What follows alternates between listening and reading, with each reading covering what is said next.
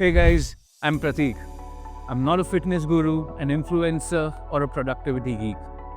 I'm just an ordinary guy looking to create an extraordinary life. How? By implementing lessons from powerful books. That's what this channel is all about. Real life action. No theory, no fluff, just straight up action packed advice that can significantly improve your life. And the first book that I'm going to implement is The 5 a.m. Club by Robin Sharma. Why? Well, if I can master my mornings, I can master my days. And if I can master my days, I can master my life. At least that's what the book says. So let's get into it and see if it is true. There's an addiction no one talks about. And no, it's not alcohol or junk food, not even social media. In fact, that's what I spoke about in my last video, but that's not what I'm talking about right now. It's the addiction to overworking, grinding non-stop, never slowing down, always chasing the next task, the next goal, the next win. We don't work because we love it. I think most of us work because we're afraid to stop. Because stopping means facing ourselves. And for most people, that's terrifying. So today something hit me. That most people wear exhaustion like a badge of honor. But to be honest, burnout isn't a flex. It's self-destruction in disguise.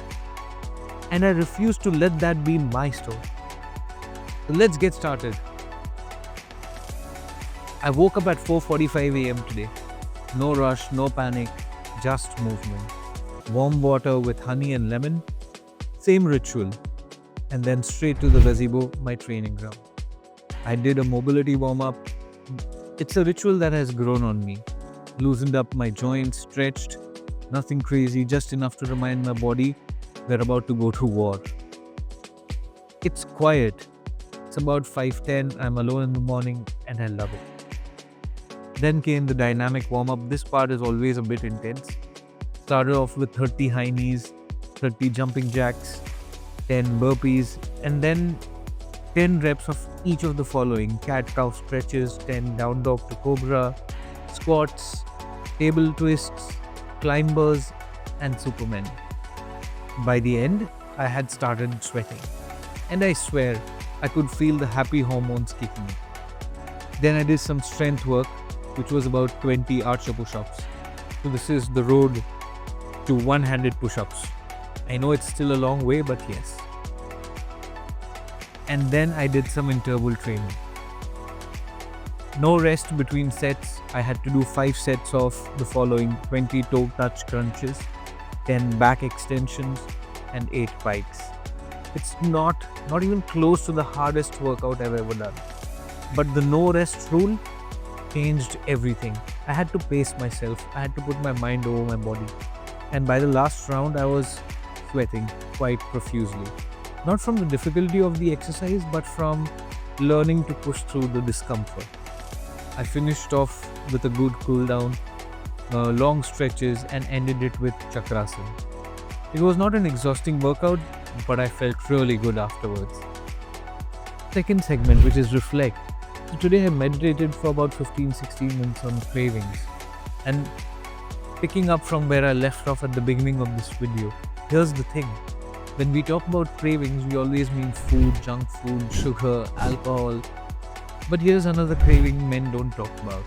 The craving to be needed, to be useful, to be productive, to always be the guy who has it under control. We glorify overworking, grinding at 2 a.m., saying yes to everything, never taking breaks. Because what happens if we stop, if we sit still? We are forced to face ourselves. And like I said earlier, for a lot of us, that's terrifying. So we keep running, more work, more hustle, more pushing through. But here's the truth. If you can't sit alone with yourself, you're not winning. You're escaping. Think about it. And today, I sat with myself. I did some journaling.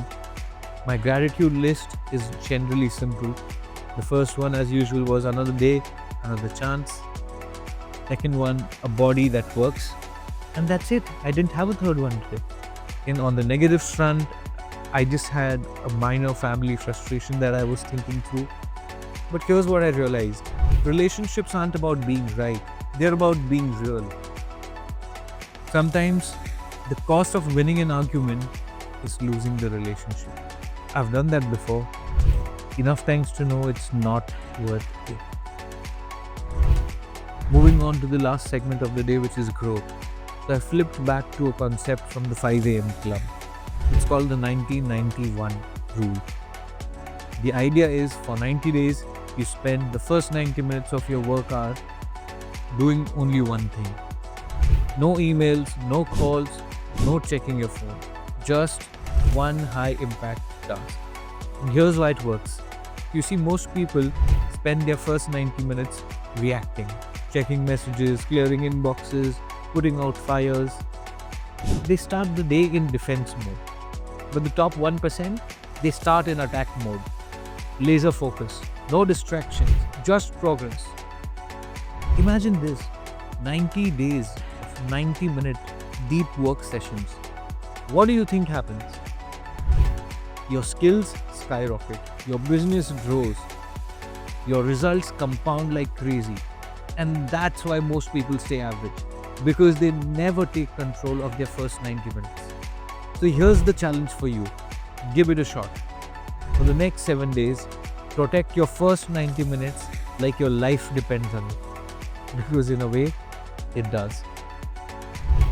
So day 9 is in the books. And the biggest lesson from today: rest is not weakness. Distraction is the real enemy. Here's my challenge to you for the next 7 days. Own your first 90 minutes. No distractions, no reacting. Just one thing that moves your life forward. If you're in, send 90 days in the comment section. And if you're serious about leveling up, hit subscribe. Because tomorrow morning at 5 a.m., we go again.